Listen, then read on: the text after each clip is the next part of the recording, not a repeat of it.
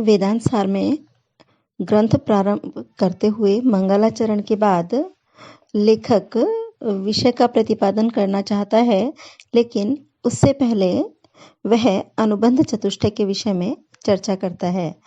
सदानंद का कहना है क्योंकि वेदांत सार वेदांत दर्शन का एक प्रकरण ग्रंथ है, इसलिए जो वेदांत के अनुबंध चतुष्टय हैं वही वेदांत सार के भी अनुबंध चतुष्टय हैं। प्रकरण ग्रंथ जो किसी विषय का एक भाग को अच्छी तरह समझाने वाला ग्रंथ है और उसमें वो सहायता के लिए अन्य ग्रंथों से भी विषय का आहरण कर लेता है। तो शास्त्र के एक भाग के प्रतिपादक तथा प्रयोजनवश अन्य शास्त्रों से भी उपयुक्त अंशों को ग्रहण कर लेने वाले ग्रंथ को हम प्रकरण ग्रंथ कहते हैं। तो वेदांत सार क्योंकि वेदांत दर्शन का प्रकरण ग्रंथ है, तो वेदांत दर्शन के जो अनुबंध चतुष्टय हैं उन्हें ही हम वेदांत सार का अनुबंध चतुष्टय मानेंगे। अब ये अनुबंध चतुष्टय क्या है? तो अनुबंध किसे कहते हैं? चतुष्टय का अर्थ तो 4 है, अनुबंध 4 हैं। अनुबंध एक पारिभाषिक शब्द है, तो ये 4 अनुबंध कौन कौन से हैं वो आगे ये स्वयं ही इसको बता देते हैं। अधिकारी, विषय, संबंध और प्रयोजन, ये 4 अनुबंध होते हैं। और सामान्य शब्दों में, पारिभाषिक शब्दों में आगे इसका पूरा वर्णन करते हैं। सामान्य शब्दों में यदि हम बात करें तो अधिकारी कौन है? जो विषय है या जो शास्त्र है उसे पढ़ने का, उससे जानने का अधिकारी कौन है? विषय, वो जो शास्त्र है उसका विषय क्या है? संबंध, जो ग्रंथ हम पढ़ने जा रहे हैं जैसे कि अभी वेदांत सार, उसका विषय के साथ संबंध क्या है? और प्रयोजन, प्रयोजन क्या सिद्ध हो रहा है? हम पढ़ेंगे तो सही, लेकिन हमारा क्या प्रयोजन सिद्ध हो रहा है? किस लिए हम पढ़ रहे हैं? क्या पाने के लिए हम पढ़ रहे हैं? तो ये 4 अनुबंध हैं और स्वाभाविक है कि कोई भी व्यक्ति प्रयोजन जाने बिना कार्य में प्रवृत्त नहीं होता, तो इन चारों को जानने की आवश्यकता है। पहली बात तो व्यक्ति को यही जानना आवश्यक है कि वो पढ़ने का अधिकारी है भी कि नहीं, जानने का अधिकारी है भी कि नहीं, और फिर जिस विषय को वो जानने का अधिकारी है और जानना चाहता है, ये जो ग्रंथ वो पढ़ने जा रहा है उस विषय से संबंधित है भी कि नहीं, और फिर वो पढ़ेगा भी, वो अधिकारी भी है, पढ़ भी लेगा, ग्रंथ भी विषय से संबंधित है, पर उससे उसका प्रयोजन क्या सिद्ध हो रहा है? कुछ प्रयोजन सिद्ध होने वाला है कि नहीं होने वाला है? तो यही अनुबंध चतुष्टय हैं और इन्हें सदानंद ने कहा है तत्र अनुबंधो नाम अधिकारी विषय संबंध प्रयोजनानि। तो उसमें अनुबंध हैं अधिकारी, विषय, संबंध और प्रयोजन। ये लघुत्तरात्मक प्रश्न भी है कि अनुबंध चतुष्टय कौन कौन से हैं या किन्हीं 2 के नाम बताइए। और फिर ये एक पंक्ति व्याख्या करने के लिए भी आती है। इस पंक्ति की व्याख्या में आपको अधिकारी, विषय, संबंध, प्रयोजन सबके विषय में विस्तार से बताना है, जैसा कि आगे लेखक ने बताया है। केवल मात्र ये पंक्ति देने पर भी आपको इन चारों पारिभाषिक शब्दों की पूरी व्याख्या करनी होगी, अधिकारी की, विषय की, संबंध की और प्रयोजन की। तो इसमें अधिकारी क्या है इसको लेखक विस्तार से बताता है। अधिकारी में क्या क्या विशेषताएं होनी चाहिए? वेदांत विद्या का, वेदांत शास्त्र का अधिकारी कौन है? उसका अध्ययन करने का, उसका ज्ञान प्राप्त करने का अधिकारी कौन है? तो उसे बताते हुए कहते हैं अधिकारी तो विधिवद अधीत वेदांगत्वेन आपाततो अधिगत अखिल वेदार्थो अस्मिन् जन्मनि जन्मांतरे वा काम्य निषिद्ध वर्जन पुरस्सरम नित्य नैमित्तिक प्रायश्चित उपासनानुष्ठानेन निर्गत निखिल कल्मषतया नितांत निर्मल स्वांत साधन चतुष्टय संपन्न प्रमाता। कौन होता है अधिकारी? उसकी ये विशेषताएं बताई हैं। क्या? विधिवत अधीत, अधिकारी कौन होता है? विधिवत अधीत, अध्ययन कर लिया है, वेदांग, वेदांगों का, जिसने वेदांगत्वेन, वेदांगों का, और त्वेन कारण से, जिसने विधि पूर्वक वेदांगों का, वेद वेदांगों का अध्ययन कर लिया है, इसलिए आपाततः अधिगत प्राप्त हो गई हैं अखिल वेदार्थ, संपूर्ण वेदों का अर्थ, जिसे अस्मिन जन्मनि, इस जन्म में, जन्मांतरे वा अथवा पूर्व जन्म में, जिसने समस्त वेदांगों का अध्ययन कर लिया है और इस कारण से जिसे समस्त वेदों का अर्थ चाहे इस जन्म में या इससे पहले के जन्मों में प्राप्त हो चुका है, समझ में आ चुका है। काम्य निषिद्ध वर्जन पुरस्सरम, जो काम्य और निषिद्ध कर्मों को वर्जन छोड़ने के साथ साथ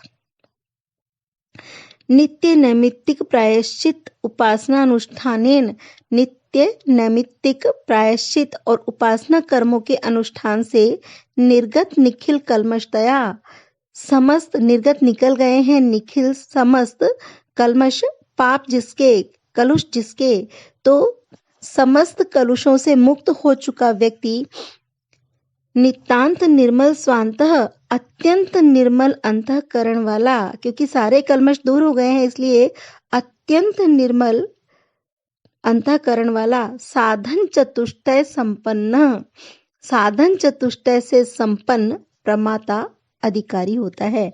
तो ये इतनी सारी विशेषताएं बताई हैं, इन सबको एक एक करके स्पष्ट कर देंगे। तो अभी तो बस इसका एक बार अनुवाद करते हैं, फिर इसको समझते चलते हैं। तो कौन होता है अधिकारी? अधिकारी तो विधि पूर्वक वेदांगों का अध्ययन कर लेने के कारण जिससे इस जन्म में अथवा पूर्व जन्मों में समस्त वेदों का अर्थ प्राप्त हो चुका है और जो काम्य और निषिद्ध कर्मों को छोड़कर तथा नित्य नैमित्तिक प्रायश्चित और उपासना कर्मों के अनुष्ठान के कारण समस्त कल्मषों से मुक्त हो चुका है, इसलिए अत्यंत निर्मल अंतःकरण वाला है, जो साधन चतुष्टय से संपन्न और प्रमाता है, वो अधिकारी है। तो ये अधिकारी के इन्होंने विशेषताएं बताई हैं कि क्या क्या विशेषताएं उसमें होनी चाहिए। फिर उनको एक एक को स्पष्ट करते चलते हैं कि क्या है। विधिवत अधीत वेदांगत्वेन आपाततो अधिगत अखिल वेदार्थ, इसका तात्पर्य है कि नित्यादि कर्मों को विधि पूर्वक करने की योग्यता प्राप्त करने के लिए वेद तथा वेदांगों का विधि पूर्वक अध्ययन करना आवश्यक है। चारों वेदों और 6 वेदांगों के स्वाध्याय के द्वारा धीरे धीरे उनका अर्थ स्पष्ट होता जाता है और यह अर्थ ज्ञान अधिकारी की प्रथम योग्यता है। तो वेद वेदांगों का निरंतर अध्ययन करने से जब धीरे धीरे वेदों का अर्थ स्पष्ट होता है तब व्यक्ति वेदांत विद्या का अधिकारी बनता, पहली योग्यता है। साथ में उन्होंने एक चीज और कही है, अस्मिन जन्मनि जन्मांतरे वा। तो इससे क्या तात्पर्य है कि श्रुति के स्वाध्याय का अधिकार जिन शूद्रादि को उस समय नहीं माना जाता था तो उनमें भी ब्रह्म विद्या का ज्ञान दिखाई देता था। जैसे कि महात्मा विदुर, तो महात्मा विदुर दासी पुत्र थे, इसलिए उस समय तो उनको वेदों के अध्ययन का अधिकार नहीं था, लेकिन उन्हें ब्रह्म विद्या का तो ज्ञान था, तत्वज्ञानी थे। तो इसका मतलब है कि उन्होंने पहले जन्म में वेद वेदांगों का अध्ययन किया होगा और वेद वेदांगों के अर्थ ज्ञान होने के कारण उन्हें ब्रह्म विद्या का अधिकार प्राप्त हुआ, वे ब्रह्म विद्या के अधिकारी हो गए। तो चाहे इस जन्म में चाहे पूर्व जन्म में अन्य जन्मांतरों में कभी भी यदि वेद वेदांगों का अध्ययन कर लिया है, वेद का अर्थ स्पष्ट हो गया है, तो उस स्थिति में व्यक्ति वेदांत विद्या का अधिकारी हो जाता है। ये एक विशेषता है, सिर्फ इतने से ही अधिकारी नहीं हो जाता, और भी विशेषताएं चाहिए, पर ये एक विशेषता है जो कि एक जन्म में न सही कई जन्मों में पूर्ण हो सकती है। ये मान्यता है कि एक जन्म के संस्कार आगे भी बने रह सकते हैं।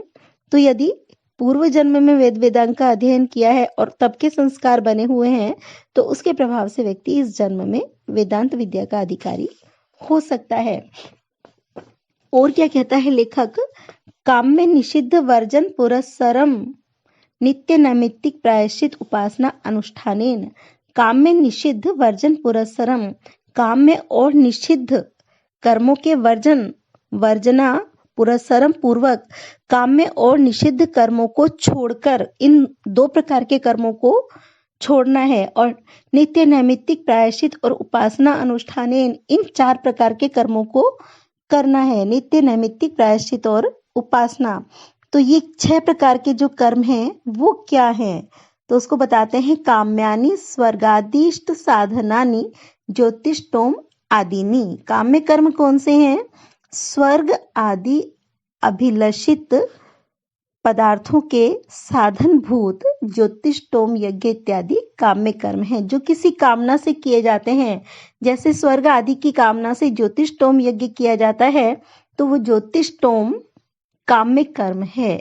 तो वो कर्म व्यक्ति को अपना फल देगा। आपने जिस कामना से कर्म किया है, तो वो कर्म फल व्यक्ति को बांध लेता है। और वेदांत विद्या मोक्ष विद्या है, वो बंधन से मुक्त कराने के लिए है। तो काम्य का अर्थ है किसी कामना से किए जाने वाला कर्म।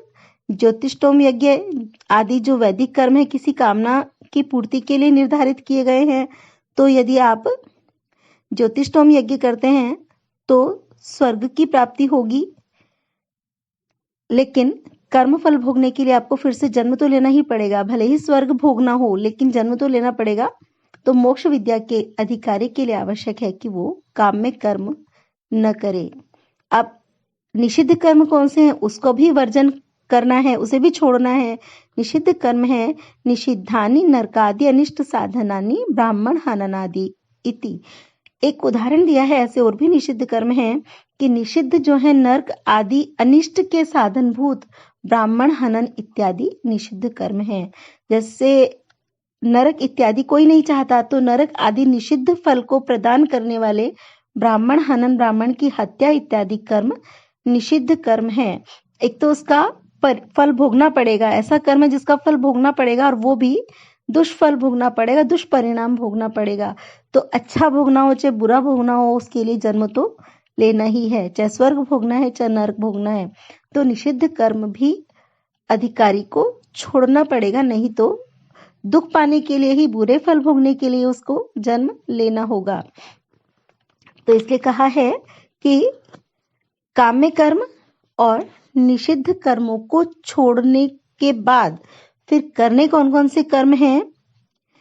नित्य, नैमित्तिक, प्रायश्चित और उपासना। उसमें से नित्य क्या है? नित्यानि अकरणे प्रत्यवाय साधनानि संध्या वंदन आदिनी। नित्य कर्म है कि अकरणे, न करने पर, जिनको करने से तो कोई फल नहीं मिलता। नित्य कर्म जो नित्य किए जाने वाले हैं, वो नित्य कर्म हम करते हैं तो उससे कोई हमें फायदा नहीं होता, कोई नहीं मिलता फल, किसी प्रकार के फल की प्राप्ति नहीं होती। लेकिन यदि हम उन्हें नहीं करें तो विघ्न बाधाएं उपस्थित हो जाती हैं, तो परेशानियां खड़ी हो जाती हैं। तो नित्य किए जाने वाले कर्म हैं, वो कर्म हमें अपने फल से बांधते नहीं हैं, लेकिन यदि हम उन्हें नहीं करेंगे तो वो विघ्न अवश्य उपस्थित कर देते हैं, इसलिए उन्हें किया जाना चाहिए। तो अकरणे प्रत्यवाय साधनानि संध्या वंदन आदिनी, जिन्हें न करने पर विघ्न बाधाएं उपस्थित हो जाती हैं, वो प्रतिदिन किए जाने वाले संध्या वंदन इत्यादि कर्म नित्य कर्म कहलाते हैं। उनको करने से कोई फल की प्राप्ति नहीं होती, लेकिन शांति बनी रहती है जीवन में। नहीं करेंगे तो अशांति उत्पन्न होती है। तो इसको उदाहरण देकर बताते हैं, जैसे कि स्नान इत्यादि है, स्नान शौच इत्यादि जो भी कुछ है, तो वो शरीर की शुद्धि के लिए आवश्यक है। यदि हम उसको करते हैं तो उससे कोई हमें विशेष लाभ नहीं होता है, लेकिन अगर हम नहीं करते हैं तो रोगग्रस्त अवश्य हो जाएंगे। तो ऐसे ही हमारे नित्य कर्म हैं। अब नैमित्तिक क्या है? नैमित्तिक कर्म है पुत्र जन्म आदि अनुबंधिनी जातेष्ट्यादिनी। पुत्र जन्म आदि जिनका प्रयोजन है पुत्र जन्म इत्यादि, ऐसी कामना से किए जाने वाले जातेष्टि इत्यादि कर्म नैमित्तिक कर्म है, किसी निमित्त से किए जाने वाले कर्म हैं। तो कोई आवश्यकता है जीवन में जिसकी पूर्ति के लिए शास्त्र ने कोई कर्म करने का आदेश दिया है, वो नैमित्तिक कर्म है। और नैमित्तिक कर्म भी अधिकारी को करने पड़ेंगे। और प्रायश्चित कर्म कभी कभी जाने अनजाने पाप हो जाता है, तो उन पापों से मुक्ति पाने के लिए, उन पाप कर्मों के फल का क्षय करने के लिए प्रायश्चित कर्मों का विधान किया गया है। तो चांद्रायण इत्यादि प्रायश्चित कर्म हैं। प्रायश्चित्तानि पाप क्षय साधनानि चांद्रायण आदिनी। प्रायश्चित कर्म कौन से हैं? जो पाप के क्षय का साधन है, गलती से हो गए पाप को दूर करने का साधन है, जैसे चांद्रायण व्रत इत्यादि। प्रसिद्ध चांद्रायण व्रत।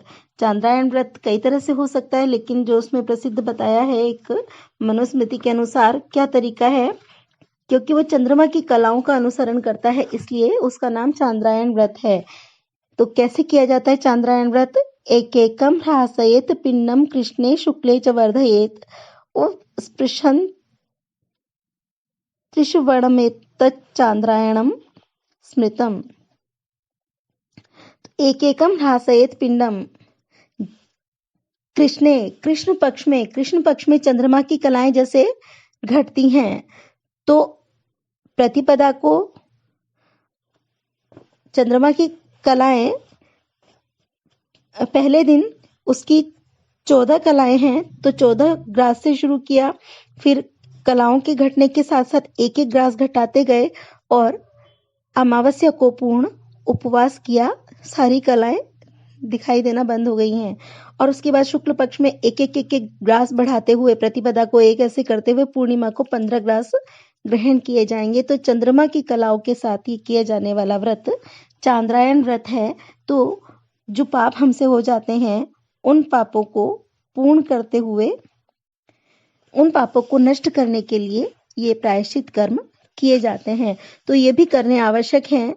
किसी भी कारण से जाने अनजाने में जो गलतियां हो जाती हैं, उनके पाप का नाश करने के लिए प्रायश्चित कर्म करने आवश्यक है। इसके अलावा चौथा है जो करना है उपासना। उपासना क्या है? सगुण ब्रह्म विषय मानस व्यापार रूपाणी शांडिल्य विद्यादिनी। सगुण ब्रह्म को विषय बनाकर जो मानसिक व्यापार रूप इत्यादि जो पूजा उपासना है, शांडिल्य विद्या उदाहरण के नाम पर रूप में दिया है, शांडिल्य विद्या इत्यादि हैं, वे उपासना कर्म कहे जाते हैं। तो ब्रह्म वैसे तो निर्गुण है, लेकिन चित्त को एकाग्र करने के लिए उस सगुण रूप में भी उसकी उपासना की जाती है। हम उसके रूप आकार की कल्पना कर लेते हैं। उसका कोई रूप आकार नहीं है, पर हम अपनी सुविधा के लिए रूप आकार की कल्पना कर लेते हैं और फिर उस रूप आकार के रूप में उसको सगुण मानते हुए उसकी उपासना करते हैं। इस तरह हमें मन को एकाग्र करने में, क्योंकि एक रूप आकार है हमारी इंद्रियों के सम्मुख, उस रूप आकार पर चित्त को एकाग्र करने में हमें सुविधा होती है और धीरे धीरे हम सगुण की उपासना करते करते निर्गुण तक पहुंच जाते हैं। तो ये सगुण की उपासना करना भी आवश्यक है, उपासना कर्म आवश्यक है, क्योंकि धीरे धीरे हम स्थूल से सूक्ष्म की ओर जाते हैं। तो ये बताया इन्होंने कि काम्य और निषिद्ध कर्म हमें छोड़ने होंगे और उनको छोड़ने के साथ साथ नित्य नैमित्तिक प्रायश्चित और उपासना कर्म करने होंगे। तो अधिकारी के लिए जरूरी है इस तरह से निरंतर निषिद्ध और काम्य कर्मों से दूर रहते हुए और 4 प्रकार के इन कर्मों को करते हुए क्या होगा? निर्गत निखिल कल्मषतया नितांत निर्मल स्वांतः। उसके निर्गत निकल जाते हैं निखिल कल्मष, समस्त कलुष, समस्त पाप, उसके चित्त के समस्त कलुष नष्ट हो जाते हैं और अत्यंत निर्मल अंतःकरण हो जाता है। उसका अंतःकरण अत्यंत निर्मल हो जाता है। तो जब व्यक्ति 2 प्रकार के कर्मों का निषेध करके ये 4 प्रकार के आवश्यक कर्म करेगा, तो निरंतर इस अभ्यास से उसके सारे पाप नष्ट हो जाते हैं, उसके अंदर के सारे कलुष नष्ट हो जाते हैं और उसका चित्त अत्यंत निर्मल हो जाता है, उसका अंतःकरण अत्यंत निर्मल हो जाता है। तो ऐसी स्थिति में वो ब्रह्म विद्या का अधिकारी होता है। फिर और भी उसमें कुछ विशेषताएं चाहिए कि वो साधन चतुष्टय संपन्न होना चाहिए। अब ये साधन चतुष्टय क्या है? साधन चतुष्टय है नित्य अनित्य वस्तु विवेक, यह अमूत्र फल भोग विराग, समाधि षटक संपत्ति मुमुक्षत्वानि। ये साधनानि साधन है। साधनानि नित्यानित्य वस्तु विवेक, यह अमूत्र फल भोग विराग, समाधि षटक संपत्ति मुमुक्षत्वानि। तो क्या है? पहला साधन क्या है? नित्य तथा अनित्य वस्तु का विवेक। नित्य वस्तु कौन सी है और अनित्य वस्तु कौन सी है, ये विवेक होना चाहिए, भेद करने की बुद्धि होनी चाहिए। तो ये पता होगा कि ब्रह्म ही नित्य वस्तु है, तो व्यक्ति उसके स्वरूप ज्ञान के लिए प्रवृत्त होगा। तो अधिकारी में ये विवेक अवश्य होना चाहिए कि नित्य वस्तु क्या है और अनित्य वस्तु क्या है, ब्रह्म नित्य है, प्रपंच मिथ्या है, अनित्य है, ये उसे पता होना चाहिए। और दूसरा साधन क्या है? इह अमूत्र फल भोग विराग। इह इस लोक में और अमूत्र परलोक के फलों के उपभोग से विरक्ति। व्यक्ति कब ब्रह्म विद्या में प्रवृत्त होने का अधिकारी होगा? जब उसे इस लोक के और परलोक के दोनों स्थानों के फलों को भोगने से विरक्ति हो जाएगी, क्योंकि जब तक फलों को भोगने में आसक्ति रहेगी तब तक फलों की प्राप्ति होती रहेगी और उन फलों को भोगने के लिए उसका पुनर्जन्म होता रहेगा। तो अधिकारी बनने के लिए, ब्रह्म विद्या का अधिकारी बनने के लिए इस लोक और परलोक के फलों का उपभोग करने से, कर्म फल का उपभोग करने से वैराग्य धारण करना होगा। अच्छे कर्म भी हो सकते हैं, बुरे भी हो सकते हैं। इस धरती पर जो विषय हैं हमारे स्वादिष्ट भोजन इत्यादि, संगीत नृत्य इत्यादि, उनके भोग से तो वैराग्य चाहिए ही, लेकिन उस परलोक में, स्वर्ग इत्यादि लोक में जो हमें सुख साधन मिलने वाले हैं उनसे भी विरक्ति होनी चाहिए। अब तीसरा साधन क्या है? समाधि षटक संपत्ति संपन्न। ये समाधि षटक संपत्ति, समाधि इन 6 की संपत्ति से जो संपन्न हो।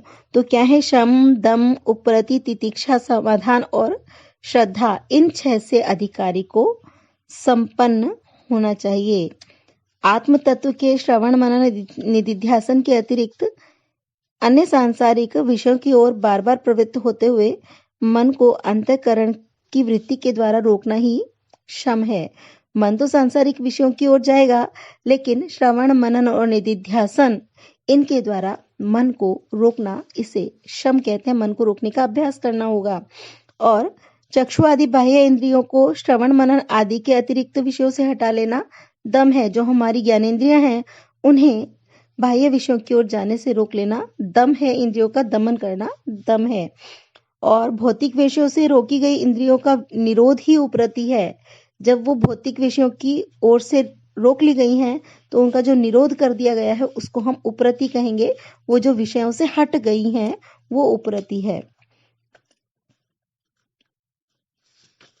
मतलब एक बार तो हमने बलपूर्वक रोक लिया, फिर जैसे ही हमारा वो बल हटा वैसे ही इंद्रियां तो फिर विषयों की ओर जाएंगी, लेकिन वो फिर से विषयों की ओर न जाएं, विषयों से वो उपरत हो जाएं, हट जाएं। इसको हम कहते हैं उपरति।